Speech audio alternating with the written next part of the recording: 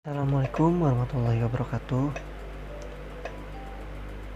Kami dari kelompok 3 yang beranggotakan Tatu Alia Diah Pasya, Cynthia Dewi Ratna, Putri Mayanti, Muhammad Rasya Tamzami, Santika Cahyani, Arsyam Parba, dan Dera Rahma akan membahas sedikit tentang isi buku yang ada dalam buku Planning for Learning yang dibuat oleh Mary Rengs Jalongo, Sue Arik, dan Valerie R.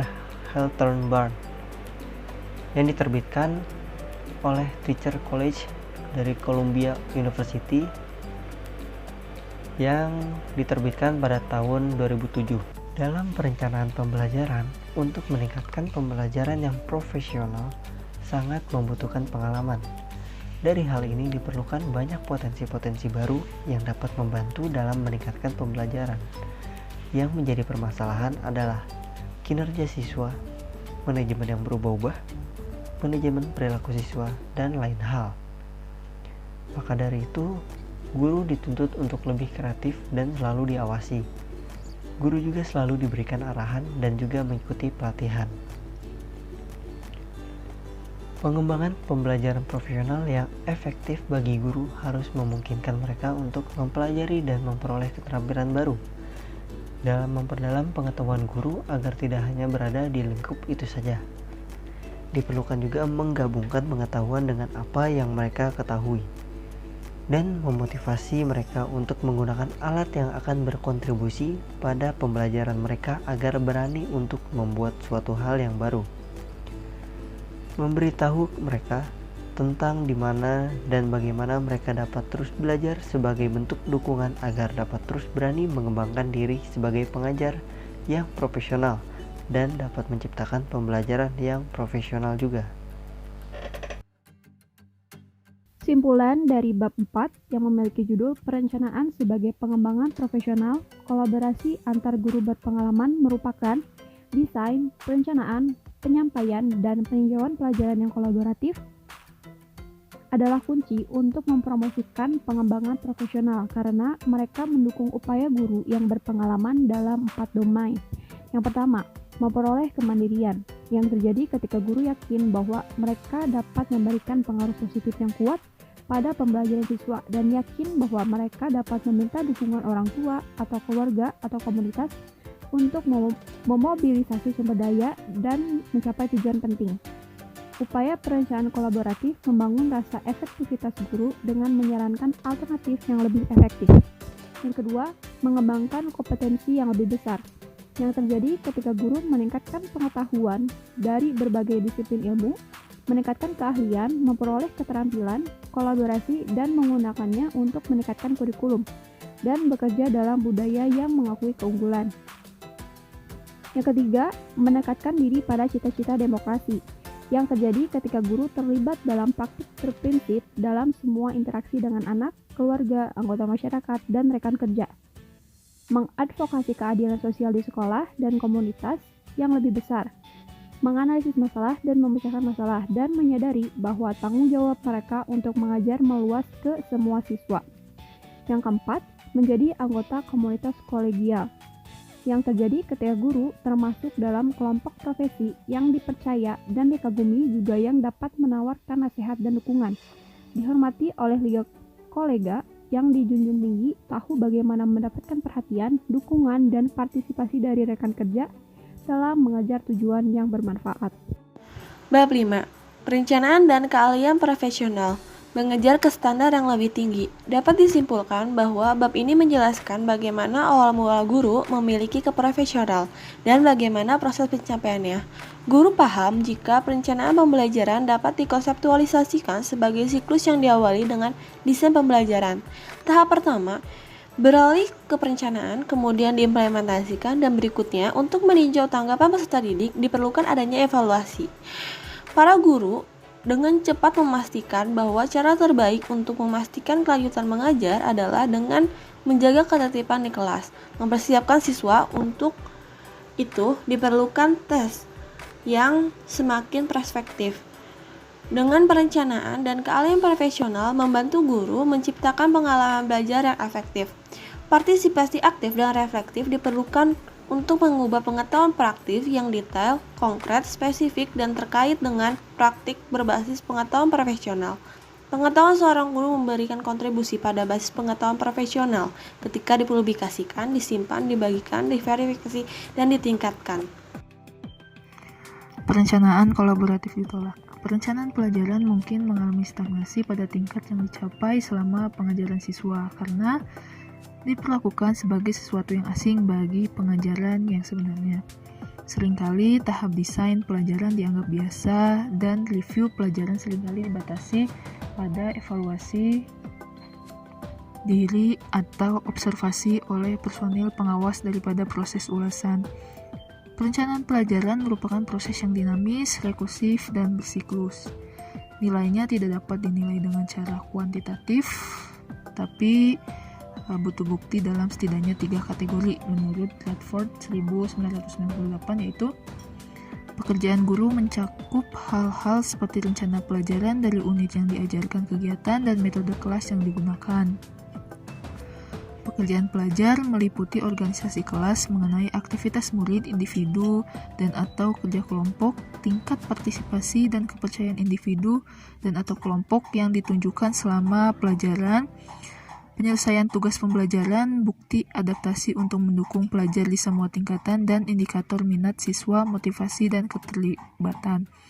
Pengesahan sejawat mencakup surat, komentar, atau catatan pujian dari kepala sekolah, guru lain, pejabat kabupaten, orang tua, atau informan kunci lainnya terkait kinerja guru di kelas. Dalam bab ini juga menyebutkan bahwa akan menerapkan gaya manajemen dengan pendekatan kolaboratif. Masalah utama yang diidentifikasi sebagai hal penting oleh staf dan administrasi adalah yang pertama itu kinerja siswa yang buruk pada tes, perubahan gaya manajemen yang sering, masalah manajemen perilaku dengan siswa, tidak adanya integrasi kurikulum di berbagai tingkat kelas, dan yang terakhir itu persentase tinggi siswa yang membutuhkan layanan pendidikan khusus. Yang kedua itu ada pengembangan profesional melalui desain pelajaran dan tinjauan. Pada bab ini menjelaskan bahwa kegiatan pengembangan profesional yang berfokus pada perencanaan harus relevan, efektif, berkelanjutan, dan dihargai oleh administrasi. Program pengembangan profesional itu berjangka panjang untuk mendukung jenis perubahan yang diperlukan. Dari perspektif ini, pengembangan profesional yang efektif bagi guru harus memungkinkan mereka untuk mempelajari dan memperoleh keterampilan baru, memperdalam pengetahuan konten, menggabungkan pengetahuan konten dengan apa yang mereka ketahui tentang belajar dan mengajar dalam konteks khusus mereka, memotivasi mereka untuk menggunakan alat yang akan berkontribusi pada pembelajaran mereka dan siswa mereka, memberitahu mereka tentang di mana dan bagaimana mereka dapat terus belajar. Baik, di sini saya akan menjelaskan bagian perencanaan dengan cara mendukung keahlian. Nah, dalam buku Planning of Learning dijelaskan setidaknya ada 5 rekomendasi berbasis penelitian harus dipenuhi untuk meningkatkan proses perencanaan guru berpengalaman. Yang pertama ada artikulasi teori, seperti yang didiskusikan oleh Wilson dan Weinberg tahun 1991 dalam studi mereka tentang guru sejarah. Kelompok praktisi dapat pada titik manapun memiliki keyakinan yang beragam tentang pengetahuan seperti pengetahuan konten, pedagogis, metode, dan strategi pembelajaran, kurikulum, teori pembelajaran, dan peran serta tanggung jawab masing-masing siswa dan guru. Yang kedua, perhatikan pada desain pembelajaran yang sesuai dengan tujuan dengan strategis. Desain pelajaran menekankan peluang bagi siswa untuk membuat hubungan antara informasi baru dan struktur kognitif yang ada. Salah satu model desain pembelajaran adalah 4 stage of lesson planning. Nah, tujuan dari model perencanaan pembelajaran dalam matematika ini adalah untuk membantu guru dalam proses pengorganisasian pembelajaran. Yang ketiga, membuat pilihan baik. Ketika bekerja dengan kurikulum yang telah disiapkan, guru membuat banyak keputusan tentang hal-hal seperti yang terdapat pada pedoman. Tujuan apa yang ditetapkan, kegiatan yang disarankan untuk dilakukan, bagaimana menyusun pembelajaran, dan cara untuk menanggapi pelajaran yang akan diajarkan. Lalu yang keempat, mengajar untuk memahami. Banyak siswa mengalami kesulitan ketika menerapkan pengetahuan dan keterampilan mereka karena pengetahuan dan keterampilan yang diajarkan paling baik dengan cara yang terpecah-pecah, terisolasi, dan mekanis. Perencanaan kolaboratif dikaitkan tidak hanya dengan pola pencapaian yang lebih kuat pada siswa, tetapi juga dengan tingkat pengembangan konsep yang lebih tinggi. Lalu yang terakhir ada refleksi yang berfokus pada pelajaran. Evaluasi guru terhadap lesson study menekankan pada nilai kolaborasi, meningkatkan kualitas guru, membantu siswa untuk belajar, mempromosikan kepemimpinan di sekolah dan distrik, menggunakan waktu dengan lebih efektif, mendorong manajemen kelas yang lebih baik, membangun dukungan administratif. Bahasan selanjutnya yaitu peran rencana pertumbuhan profesional guru. Dalam bab ini dijelaskan bahwa salah satu cara di mana administrator dapat menunjukkan komitmen mereka terhadap perencanaan yang efektif adalah dengan menjadikan sebagai bagian integral dari rencana pertumbuhan profesional guru. Tantangan dalam mengimplementasikan rencana pertumbuhan profesional guru serupa dengan tantangan yang dihadapi oleh sekolah yang ingin menerapkan bentuk lain dari kolaborasi guru, yaitu yang pertama, menegaskan kapasitas pribadi, memungkinkan fleksibilitas, memberikan insentif, dan mendorong akuntabilitas pembelajaran pada guru tanpa mantan guru, membangun kendali melalui hubungan kualitas kekuasaan hierarkis. Yang kedua, untuk mengidentifikasi pendekatan yang berdampak positif pada pembelajaran siswa sementara. Pada saat yang sama, menghormati guru sebagai profesional mandiri yang memiliki kebutuhan dan proses pembelajaran yang berbeda. Lalu yang terakhir, untuk mengalokasikan sumber daya dengan cara yang mendukung pembelajaran guru yang bermakna, bahkan ketika tuntutan membanjiri waktu yang tersedia dan prioritas yang lebih tinggi dilampirkan pada penyampaian pembelajaran daripada tahap lain dalam proses pengajaran atau pembelajaran. Yang selanjutnya ada pembahasan analisis bab 5 mengenai perencanaan dan keahlian profesional, mengajar ke standar yang lebih tinggi. Guru memiliki peranan penting dalam proses belajar mengajar. Guru yang profesional akan melahirkan lulusan yang baik dan dapat bersaing di kancah internasional. Begitupun sebaliknya. Untuk meningkatkan standar yang dimilikinya, guru harus terus belajar dan mengikuti perubahan zaman agar tidak tertinggal. Meningkatkan standar yang dimiliki dapat dilakukan dengan mengikuti berbagai pelatihan dan pendidikan. Nah, dalam buku ini menjelaskan mengenai perencanaan dan keahlian profesional bagi pendidik untuk mengajar ke standar yang lebih tinggi.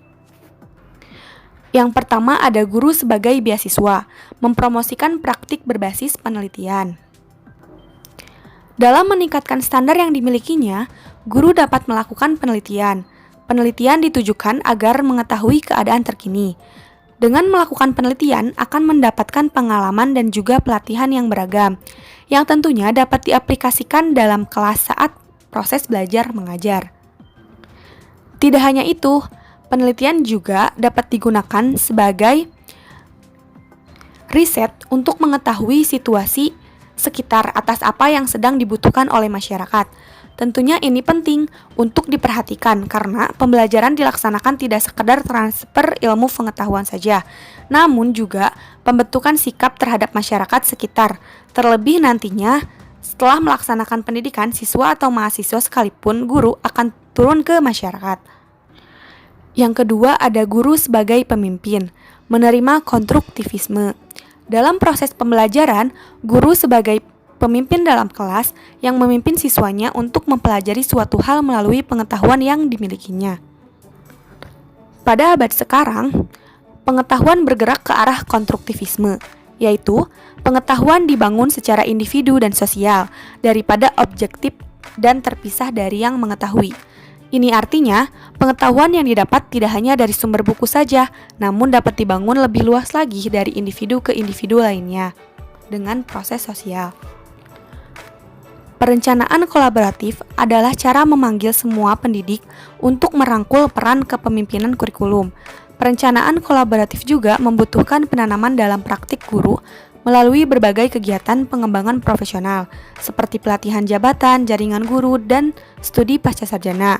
Tujuannya agar pendidik di semua tingkatan menganggap kepemimpinan lebih dasar untuk pengajaran yang efektif. Yang ketiga ada guru sebagai kolega, dari akuntabilitas ke tanggung jawab.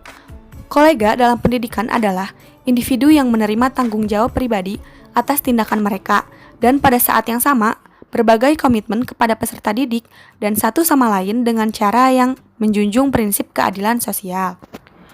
Akuntabilitas pada dasarnya bersifat ekstrinsik, dengan fokus pertanggungjawabannya tetap pada beberapa rangkaian tujuan yang ditentukan secara eksternal dan menyiratkan beberapa konsekuensi yang dikenakan secara eksternal untuk kekurangan.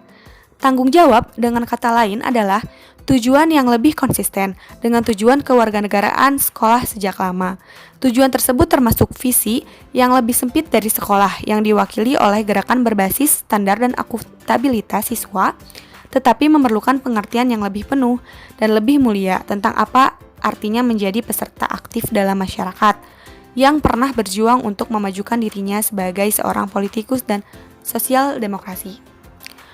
Proses perencanaan kolaboratif adalah cara utama untuk mengembangkan keahlian yang dimiliki oleh guru, memanfaatkan kebijaksanaan praktik kolektif guru, dan mengajar ke standar yang lebih tinggi. Kelebihan dan kekurangan buku menurut kelompok.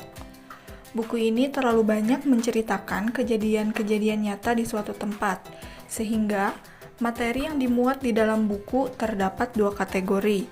Yang pertama, materi yang dijelaskan dengan rinci dalam bentuk tertulis dan materi yang disampaikan melalui cerita-cerita penulis dengan bentuk tersirat.